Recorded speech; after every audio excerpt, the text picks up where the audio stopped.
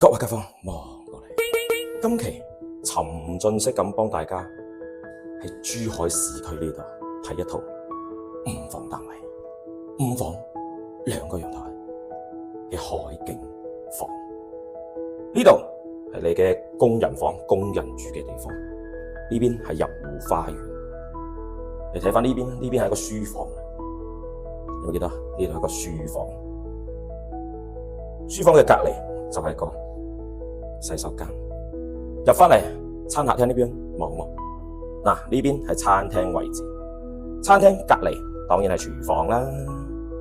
睇睇個廚房先，廚房呢度出嚟就係一個露台。呢套單位，哇，露台你有冇見到？哇，都係望海景啊！今日天氣靚啊，個海特別之靚。重點嚟啦，睇返呢個客廳，哇，沉浸式望望，夠唔夠靚仔？出返去個露台俾大家睇睇個海邊，哇，坐住喺呢度，望住呢個海，正唔正啊？各位街坊，呢套單位2300尺，做到5房3個衛生間。咁你睇返呢邊啦，呢邊係你嘅一個長輩房啦，因為帶埋一個套廁俾長輩房，俾長輩用，十分之 OK， 都係望海景嘅。嗱，海景呢邊海景，咁睇返呢邊啦，呢邊就你嘅兒童房啦，兒童房都可以望到海景，不過個景就矮少少咯。